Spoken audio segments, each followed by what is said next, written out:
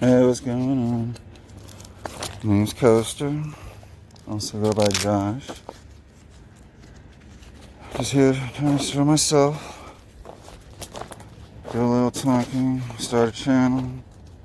See where it goes. Right now I'm walking around the house trying to find, well, I guess a cat feeding box. I usually gotta do this yard cleanup twice a year we get fined. But trying to, just get out there and do more anyway. As you can see, we got a bunch of weeds.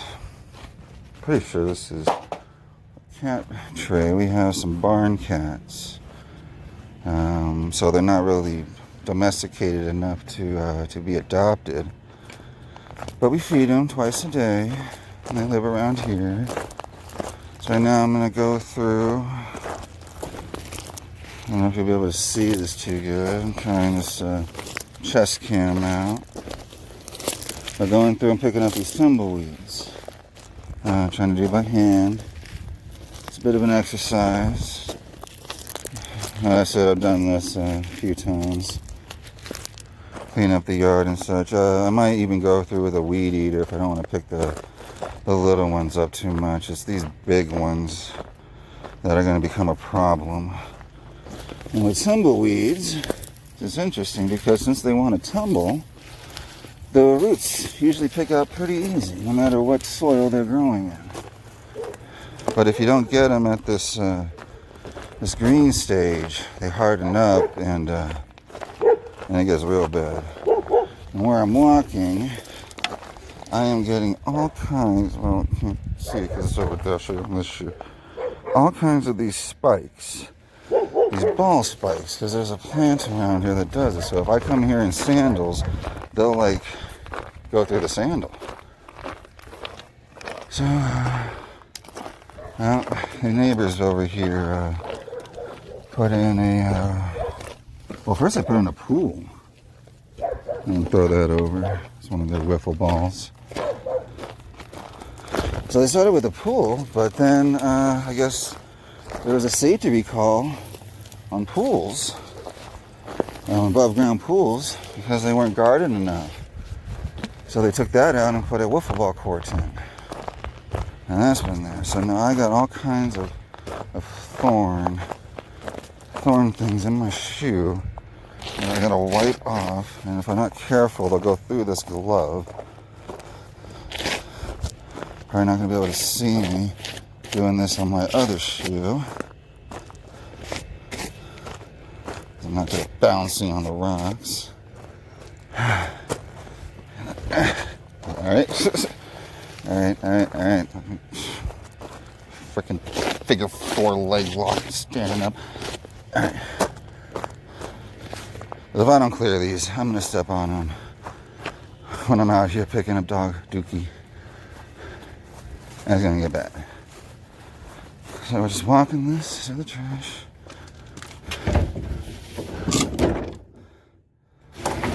Start with that, and I gotta get mowing. But first I'm gonna do a little sweep. See what I can pull by hand. You know, these guys. Yeah. This doesn't need to be, no, you're not even seeing it. Doesn't even need to be there. Sorry, I'm looking at my crotch. Camera thing too. It's getting loose or something. As I lean down, I'll try to watch that. So you're gonna be seeing that. Time to screw a little bit. So what happens when you buy one of the cheapest mounts because it's on mounts similar to a GoPro, but it ain't. So if I go over there, I'm just going to get a whole bunch more thorns in. Alright. I mean, I'm filming. I got to do something. I've just been... so bipolar coaster. I've just been sitting, sulking. One of those depression phases. No good. Have you look at a little bit what I'm doing. Every time I bend down, I think I gotta glance at this phone. And if it's not looking at what I want it to look at, it's probably not going to show up that it's looking at that. So this is going to be my first talking video. You saw the other two, the other three of our German Shepherd, who's epileptic. We found that out, when he was about 6. Well, we had him for 6 months, and we got him at 6 months. So at about a year old, that's a big one. About a year old, he started seizing. He was shaking in the cage, during crate training. And it's been a long journey with that. He's still doing okay, but he seizes about once a week. So, I gotta look at what I want it to look at. So, once a week with maybe sometimes. I mean, he's gone as long as 3 weeks, that was fantastic. But he's also had a couple of days where it's been multiple in a day. One of his worst, he was on, what medication? Keppra. Now, I know Keppra is a common one, and a lot of dogs have success with it. But ours did not. So he's on the controlled substance one, that phenobarbital. Camera, look at what I want you to look at. So he's on phenobarbital, which is a controlled substance. So I got to show my ID every time I pick up his meds. Just getting off the thorns. And of course, if you're struggling with cash, like we are, that's why I'm even doing this filming thing. I gotta do this anyway for, haven't been able to hold down a job, being bipolar, getting angry at people. I mean, they love the manic sides when it's all laughing and fantastic ideas. But when here's a trash can. But when it's anger, when it goes to confrontation and rapid speech and rapid speech. Accidentally hit the stop button. I was trying to maneuver this camera, this phone, not even a camera. I'm using a camera phone on it, So this is usually the dog pit. I'm gonna have to come here and clean that up. That's the fiance's voice over there. Oh, did they poop in there? Oh, that's nasty. Okay, so the dogs wanted to have an accident in the kennel, and what the fiance was holding was not a pee pad, it was a sleep mat. A little small sleep mat thing. So I come to this earlier. This is a tree, obviously, but I had to cut it down because they were going to fine us for having a tree that had growth, dead. This is vegetation right here. All this stuff. Had that too much on it, and it was too high up, so I had to cut it down. And I don't have a chainsaw. I don't have even a handsaw. And if I did, it probably would take too long with it. So I bought a hand chainsaw off of Amazon. One of those, let's see here. I'm going to aim you guys. So you're looking at what I'm looking at for getting this lawn done. Well, what is it? It's a weed lawn. I mean, let's be real about it. All the sod that was here when it was sold has not survived in this desert weather. We're in California, high desert area, so very low humidity. High desert, I don't know why I call it that. It's just, I got a good elevation up here.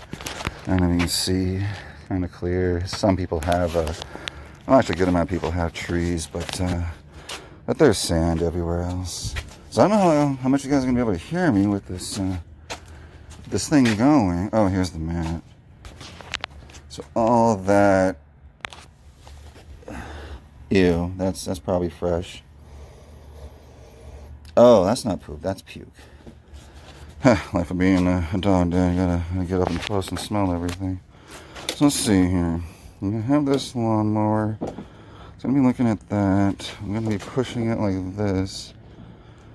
And you're gonna be seeing a lot of this movement. So I think that'll work. Let's go ahead and get going. If you can't hear me, I'll try to shout, but let's see what happens. And nothing.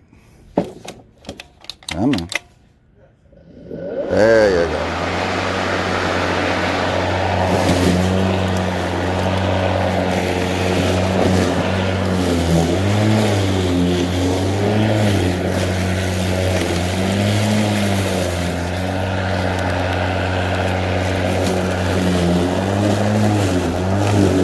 You know, I can see why people set up this on a tripod and just, you know, film that way, because, yeah. Well, I'm looking at the camera, it looks a little shaky, but we're going to go down and do this. Get this angled up. Now, this Ryobi has a safety feature, so, and I might have to go over this with audio, because I don't even know how much you guys are hearing me with this. I should have attached that little earpiece thing. But in fact, nah, I'm going to do this one regular. I'll just try to shot it. So, you got to romp this thing over. You got to really get it up there. And then get that chance to get in there. Now, this bag, it's got inflation, so it's not clogged yet. But you'll see that thing go down. And when it does, there's no something clogged in there. There's no airflow.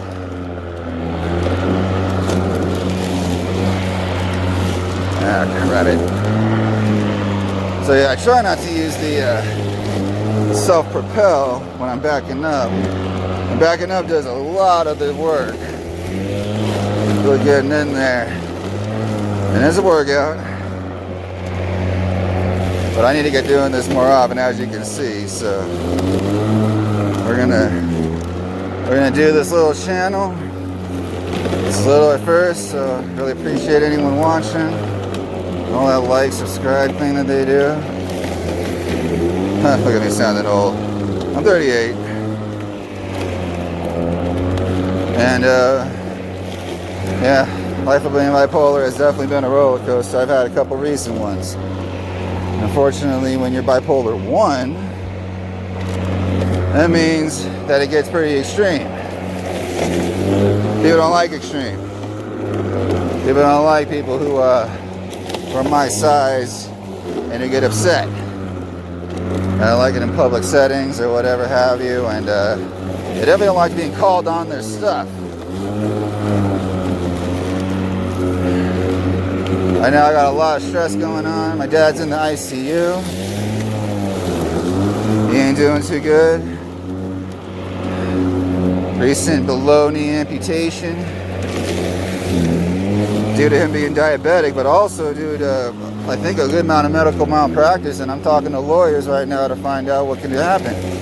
He was sent to convalescent homes. They neglected him.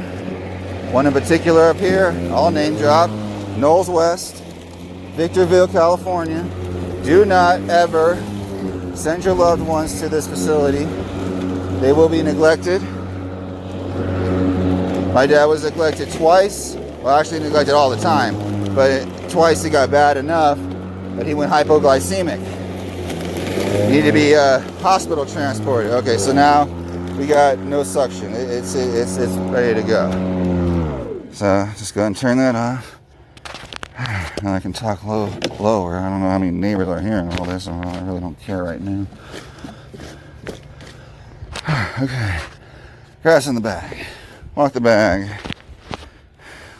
to the trash can. So, dad in the ICU.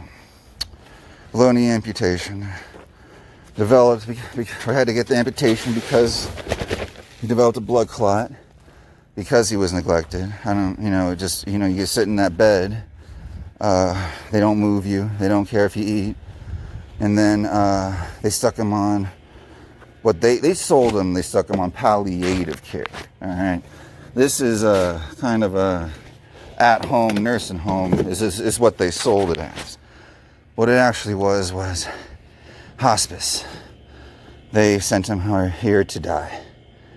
And I got a case against them too. They neglected him. They didn't set up anything with food or medication. This is Green Valley Hospice and palliative, but they don't do any palliative. Now let me get back to this.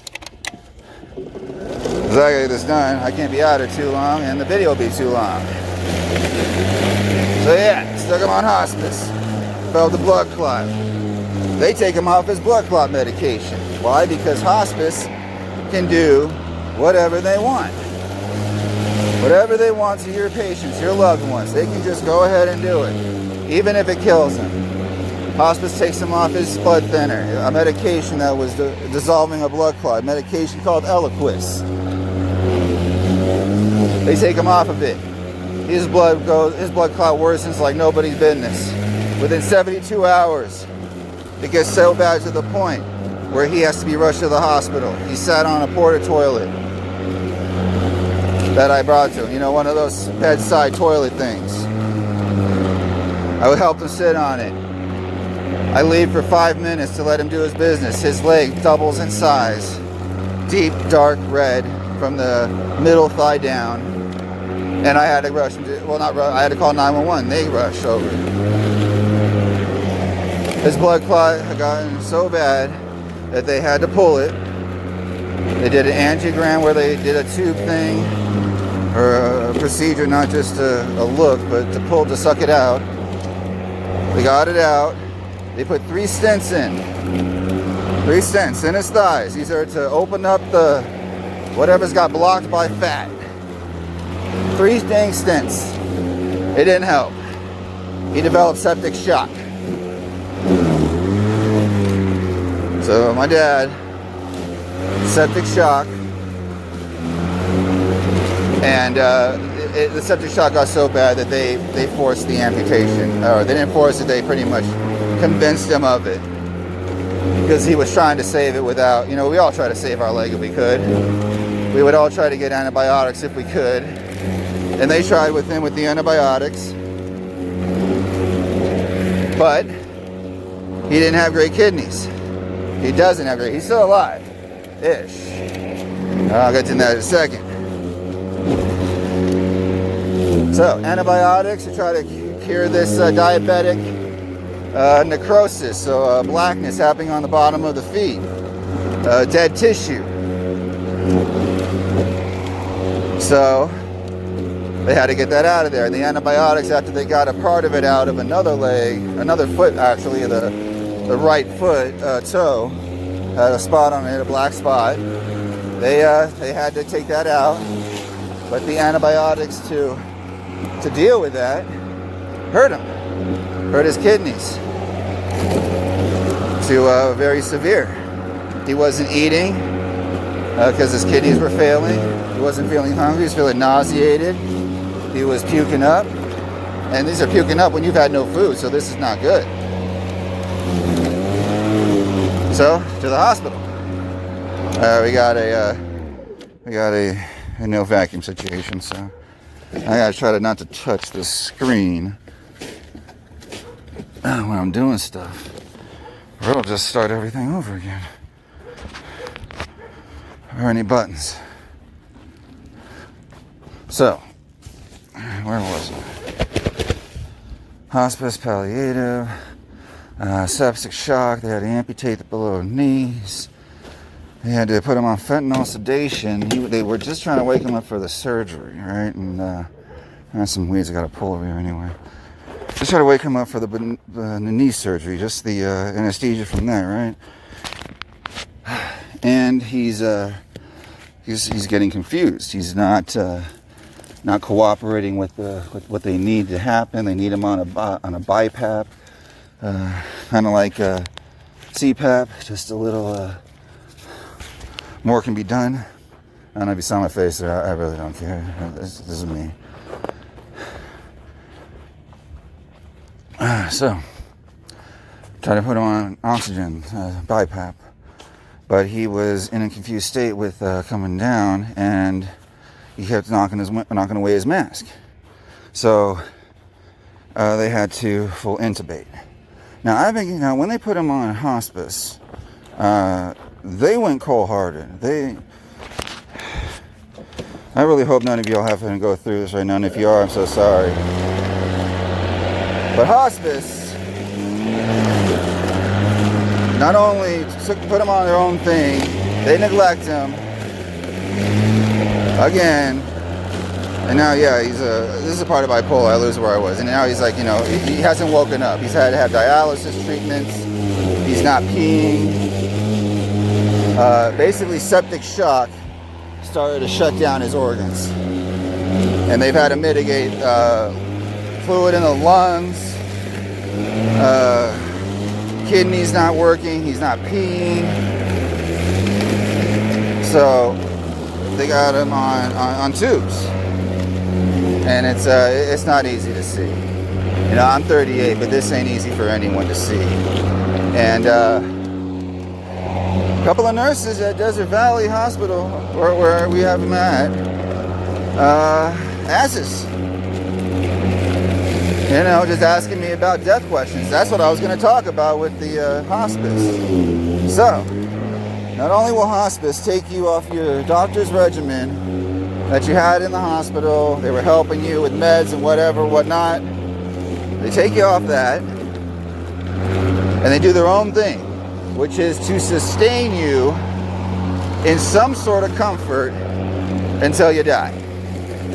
I don't know what palliative part will that ever happen, but I didn't see it. I saw hospice, I saw neglect, and then they blame me for neglect. They opened up a case against me. We got a clock again. So hospice comes down, they neglect my dad, and then they open up a case against me. Open up a case against me for neglecting my dad. And I never did. But, whatever. They set nothing up. No pill schedule. No food schedule. He was telling me, they're going to give me meals on wheels and I'll have a strict diet. And I'm telling him, yeah, man, I'm going to cook for you and stuff. But you got to eat. If you're not eating, that's bad. And then you're going to have to go to the hospital. And he's like, nah, man. So, hospice did their own thing. And they asked resuscitation questions. And this has been pissing me off to no freaking end. This resuscitation questions. This, he went on hospice, and they asked him about if we were supposed to resuscitate him. So I've been getting this, do we kill him kind of conversation every time I go to the hospital. Every freaking time. And, what hell? Heck, sorry, any kids who might be watching, I don't think it. This is just yard work. I got a lot of it to do. I figure, you watch me doing it. I'm bipolar. I'm on heavy meds to try to stabilize. And honestly, they only do so much. They used to say that, and I'm like, yeah, that probably won't occur because I'll just get on the right amounts and and just increase doses or some shit. No, that's something. Man, I gotta stop this cursing thing. So, yeah, I've been around the ringer with those things. I was an alcoholic for 20 years, cigarette smoker for 10 years. It took traumatic events to stop both those things. I really hope that people don't have to do that. I do not recommend anyone bipolar be on alcohol, even though I was one of the highest functioning alcoholics ever. Self-admission, I drove Uber, 2016 SoCal. If you rode in an Evo 9, what's up? It's good to drive you guys. I didn't have any pukes in it. Don't drive it anymore. But man, I picked up if you watch Big Bang Theory, there was a British doctor who played a guest star. I think it's Stefan was his name. Very nice guy, gentleman. I actually had him as a ride share, and he was just amazed that I was driving a manual car doing ride share. And honestly, I was too. But I had to do what I had to do. I had to make some money. Oh man, and don't get title loans because they will come and take your prized possession for fractions of what you put into it. And they do it cold-heartedly. So I recommend anyone with a title loan, don't give up your car if you can. But it's so difficult. I've had to live out of that thing. So yeah, another story, another time. Anyways, back to my dad. ICU. Still trying to wake up from fentanyl sedation. Visit him. He's not. Let me get back to this because these are going to get long. So I'm just trying to do what I can at the house. And go this a little down. Trying to do what I can. This is what I'd be doing anyway, because you know, we don't have it too good here. We're on reverse mortgage. House has about $250,000 in loan that they want back when if the inevitable happens. So this might be one of a few videos. I don't know. I don't know popularity. I don't know algorithms and all that jazz. I built a computer. Well, I didn't build. I assembled a computer in high school. You know, my thesis was that you can build one, an E-tower, gaming E-tower, for fractions. Well, it would end up being the fraction being a half, but it was still pretty pricey. But for fractions of what you would buy from a big store, already made. So that big store that I chose was Dell. So I had to, you know, I had to prove a thesis. I had to go big or go home kind of thing. If I could have, I would have chosen Alienware. But I think at the time, it was XPS. Alienware was still kind of in the works. So Dell had their XPS versions of their top of the line. And they were top of the line. I mean, you're talking like $5,000 a laptop. Huge ass things. But I guess powerful at the time. But I'll tell you, my laptop, $5,000 XPS freaking video card failed. And that thing's just a big ass paperweight. I don't know about spending another $200 into that thing to operate it. For a video card on you know, a 2005 computer. That was when I graduated high school, 2005. So we're looking pretty good here, pretty done. Oh, excuse me. I'm gonna have to go through this with the weed eater. And this stuff I'm just letting grow out because if you can see over there, that tree, not really doing it. I know I don't even need this. I'm just really kind of doing like a barber and just getting over all the little ones that stick up. And this is the less stressful of, or the less strenuous of the mowing. So try to do what I can. Now, I don't know if you guys are going to be hearing all this again. First video, trying to shout. Might be getting a little bit of attention. Who cares? I have a raspy voice. I mean, I have a low voice, so I think you'll hear a little bit of it. I'm also going to try to do a mix of videos, just chores, and maybe a mix of hobbies that I put on the side, because part of being a bipolar, when you go depression, you don't want to do anything that used to make you happy. And especially when stressful times come, you can be on a lot of meds and still have the symptoms come up. So it's a journey. It really is a journey. And I chose, look at this. I chose bipolar coaster because you know, I fought this all my life. My birth mother, I was taken from her. She was too bipolar, I guess, or a danger to herself or others. As I've been on 5150 watch twice, trying for SSI, but that is just a mess. I've gone through one lawyer. First I tried it on my own, failed. Then a lawyer tries to help. It goes like a year and a half. 4 different on the phone court conversations, all went bad. I'm just telling my story, but I'm too honest. And if you have a history with alcohol and you know, other substances like you know, YouTube, and not want to talk about it, but the green stuff. So I see other people that can just show everything or whatever. So anyways, history with that. I was honest about it in the courts, and they denied. So appeals, they denied appeals. And now it's going federal or something. Let me just, I'll start doing stuff here. Get everything resituated. I'm done with that part of it.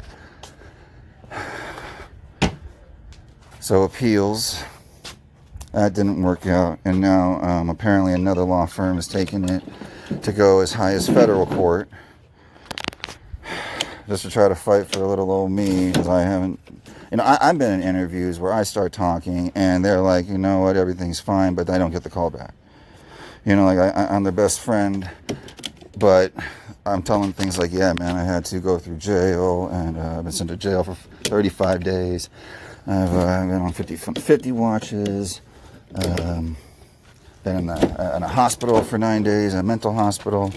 Had to be put on strong antibiotics at that time. Don't do nitrous oxide, because I nearly killed myself. So just horrible thing. Loved it way too much. So here's the yard. I got to do some more stuff with it. I got some growth everywhere. And, it's just me. I can't afford gardeners or anything like that. I just try to do what I can with what I have. And yeah, this will probably wrap up this video. I'm tired. I got to get in. And I just wanted to get out there, somebody to hear what kind of crap can go on in this world. They ask about, take my dad off resuscitation every time I go in there. They,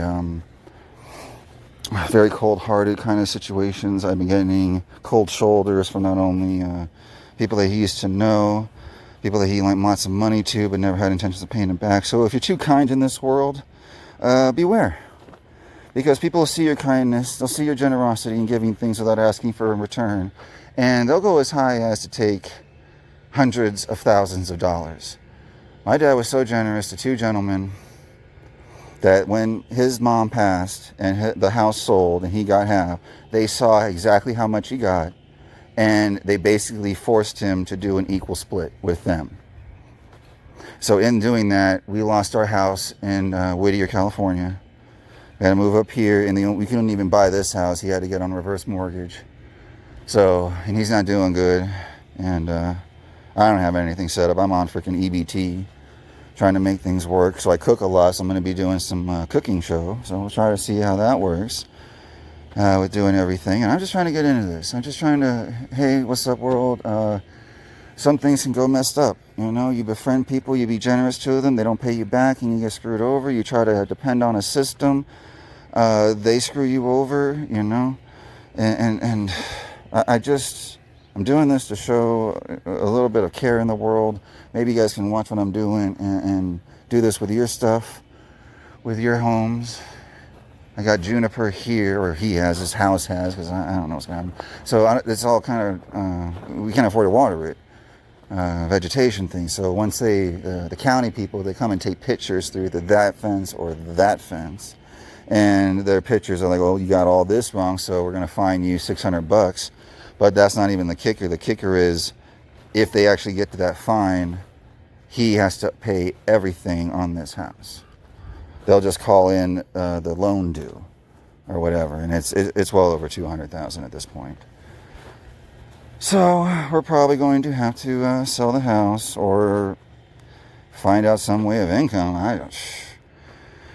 People look at me, I'm 6 feet, I look capable, I guess. I don't look like I should be denied employment and denied, access to finances. I grew up and finances were too much available, I guess, but got everything stolen. My dad kicked me out in 2010 for yelling and punching too many holes in walls, so I was thrown out for vandalism charges and a whole bunch of stuff. So anyways, I didn't take all my stuff. I moved in with my grandmother and lived with her last 4 years before she unfortunately passed in 2014.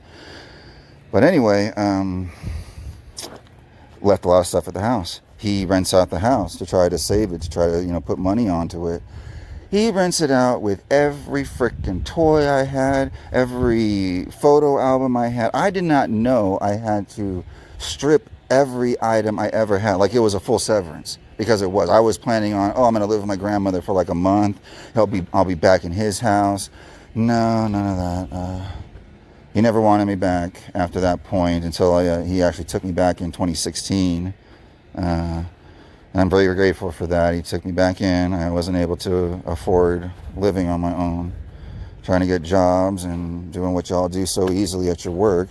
But you have someone like me coming, apparently, and I look at somebody, and I guess I called maybe the wrong person on a thing, like, oh, that guy is just getting by too easy. He's just a lazy dude, and, how does he get it so easy? And then I got to work my butt off for nothing.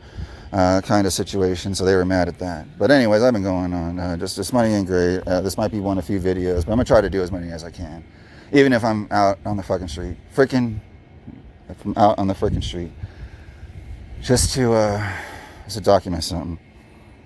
So yeah, this might be a long video. Sorry about that, but I know some people like longer videos because it's real. It's just somebody talking.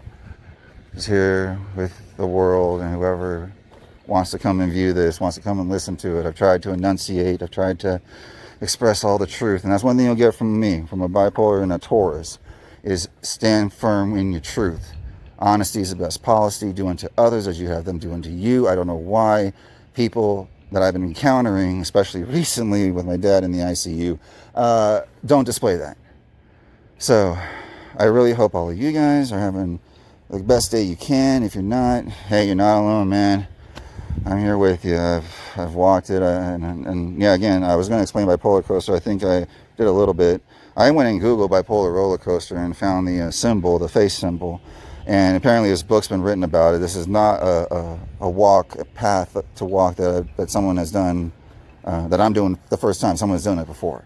A lot of people, and it's unfortunate that no one talks about it. They just look at us like, oh well, they're the angry kid, they're the emo kid. I used to be called Butthurt for like that must have been my nickname growing up, because no one wants an emo child, even though his adopted mom passes at 5 years old. He's given up for adoption at 2 days old. He's going through freaking surgery at 4 years old. Then the mom passes at 5 years old. No, we're supposed to take all that in and just be fine.